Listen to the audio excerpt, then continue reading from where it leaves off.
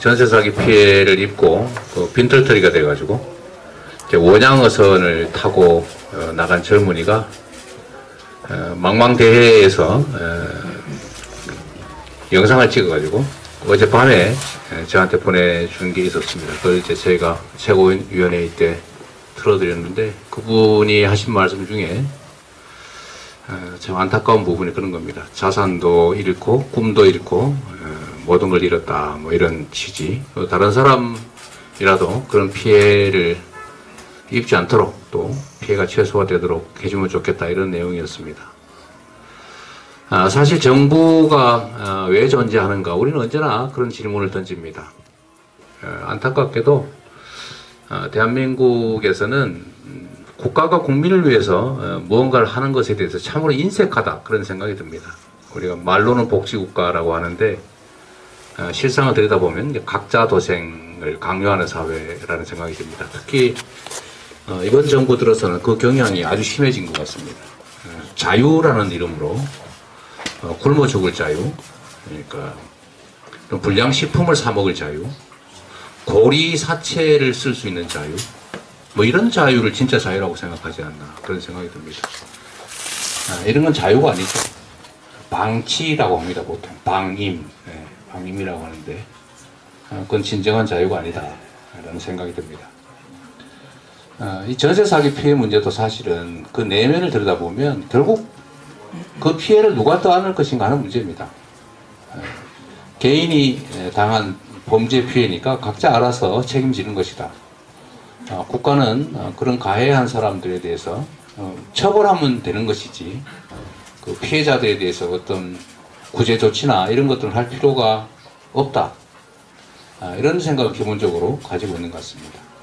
나라가 가난할 때 그럴 때는 뭐 나름 불가피한 측면이 있겠지만 지금의 대한민국 세계 경제력 10위를 자랑하는 그러나 최근에는 급격하게 추락하고 있긴 합니다만 그래도 아직은 선진국 반열에 올라 있다라고 하는 대한민국이 국민들이 당하는 이런 정말 목숨을 버리고 싶을 정도의 이 큰 고통에 대해서 참으로 무관심하지 않나 또 지원에 대해서 매우 인색하지 않나 이런 생각이 듭니다. 대한민국이 자랑하는 게 하나 있습니다. 국가 부채 비율이 50%밖에 안 된다. 다른 선진국들은 국가 부채 비율이 110%, 120%, 심하게는 250%까지 되지만 대한민국은 50% 건전 재정을 유지하고 있다 이렇게 자랑합니다. 그런데 그 이면을 들여다보면 대한민국이 전 세계에서 가계부채 비율이 가장 높습니다. 근데 이 국가부채와 가계부채는 사실은 이 반비례 관계에 있습니다. 예를 들면 부실채권 이런 거 있지 않습니까? 개인들이 또 가게가 갚지 못하는 부채를 대개는 정부가 인수해서 대량 인수해서 다 소각하거나 면제를 해주거나 이런 회생 조치를 하게 되면 정부의 부담은 늘어나는 대신에 다수의 우리 서민들 금융 채무자들의 빚은 줄어들죠. 결국 그 부분에서는 국가 부채는 조금 늘어나지만 국가의 부담은 늘어나지만 국민들의 부담은 줄어드는 겁니다. 근데 이런 것들이 각 영역에서 쌓이다 보면 결국은 개인들의 부채와 결국 국가 부채 문제는 상관관계에 있는 반비례 관계에 있다는 걸 알 수가 있죠. 이 전세 피해 문제도 사실 비슷합니다. 이 전세 피해도 사실은 국가 제도의 미비함이나 또는 불비함, 제대로 갖추어지지 못한 제도 때문에 생긴 문제라는 측면이 분명히 있습니다. 그러면 국가가 이 부분에 대해서 어느 정도는 책임을 져주고 또 개인들은 그에 따라서 다시 일상을 일부나마 회복해서 다시 재기할 수 있게 되는데 지금은 다 각자 알아서 하는 걸로 방치를 하고 있는 상태입니다.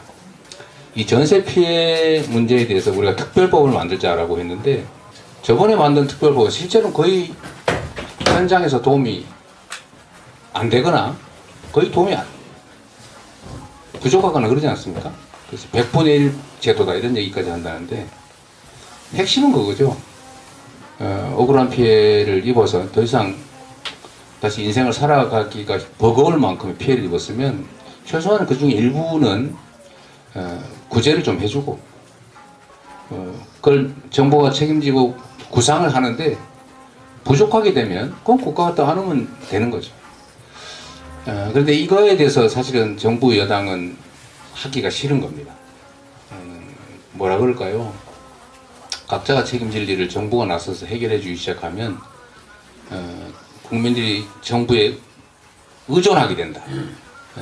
이 복지에 대한 이 소위 지금 현재 여당, 정부 여당의 생각이 그렇습니다. 그래서 뭐 국민들 버릇 나빠진다 이런 식의 아주 한심한 표현을 한 사람도 있었죠.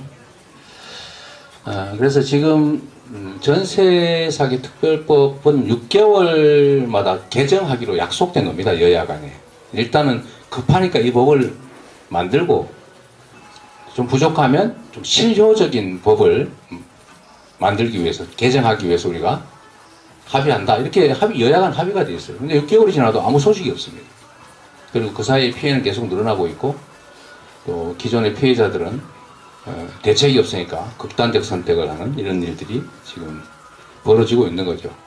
그래서 이번 전세 사기 대책에 관한 특별법 개정의 핵심 내용은 저는 선구제 후 구상 이거여야 한다고 생각합니다. 물론 그 금액을 어느 정도로 할지, 뭐 비율을 어느 정도로 할지는 논의해서 결정하겠지만 기본적으로 그 제도가 도입돼야 되고 그 부분에 대한 위험은 일정 부분 정부가 부담해 주는 게 맞다라고 생각합니다. 또는 무이자로 일정 기간 피해액의 일부를 좀 이렇게 대출을 해줘서 좀 회생할 기회를 부여하는 제도도 도입해야 될 것이고, 그러면 약간 정부의 재정 부담이 되겠지만 국가가 이 정도는 책임져 줘야 국가를 믿고 우리가 미래 설계를 해나가지 않겠습니까? 저는 국가의 존재 이유라고 생각합니다. 그런데 최근에 좀 오다가도 얘기를 들었지만 허그에서 이 전세 보증보험을 이런저런 이유를 들어서 자꾸 해지를 한다고 해요. 또 지금 보상 신청을 하면 자꾸 이런저런 이유로 미루고, 물론 재정 문제가 있다고는 하지만 그런 이중에 또 피해를 입히면 되겠습니까? 그래서 정부의 책임을 좀 분명하게 하자. 그리고 이런 기회에 저는 국가가 왜 존재하는지를 한 번쯤은 생각해보고, 또 국가의 책무라고 하는 게 무엇인지를 한번 생각해봐야 된다고 생각합니다. 여러분들 아실지 모르겠는데 그 체불임금을 정부가 먼저 대신 내주고 사업자로부터 밀린 임금을 받아내는 그런 절차가 있습니다. 소위 체당금 제도라고 하는데, 그것도 과거에는 뭐 각자 알아서 망한 회사 다니 네 죄지 왜 정부가 책임을 지냐 이래서 다 방치했는데, 정부가 이 정도는 책임져주고 그 위험 부담은 정부가 부담하자라는 합의가 돼서 지금 그 제도가 상당 정도 정착됐죠. 체불임금 때문에 뭐 나 죽는다 이런 얘기는 잘 안 들리지 않습니까? 근데 지금 전세 사기 피해가 사실은 그런 상황이 된 것 같아요. 아마 집값이 좀 더 떨어지고 나면 계속 하락할 가능성도 있는데, 그럴 경우에 피해는 점점 늘어날 거고, 뭔가 근본적인 대책을 수립하지 않으면 우리 사회가 정말 어떻게 될까 참 우려됩니다. 특히 그 피해자가 20, 30대 신혼부부라든지 젊은 세대들이기 때문에 각별한 또 대책이 꼭 필요하지 않나 생각하고, 어쨌든 저희는 이번 국회의원들의 임기가 끝나기 전까지 최대한 신속하게 법안을 통과시킬 생각인데, 결국 정부 여당의 태도가 가장 중요하지 않을까 싶습니다. 오늘 논의를 통해서 여러분의 의견도 좀 더 들어서 저희 취합을 하고 정부 여당과의 신속한 협의를 통해서 실효성 있는 전세 사기 대책법 특별법의 개정이 이루어질 수 있도록 최선을 다하겠습니다.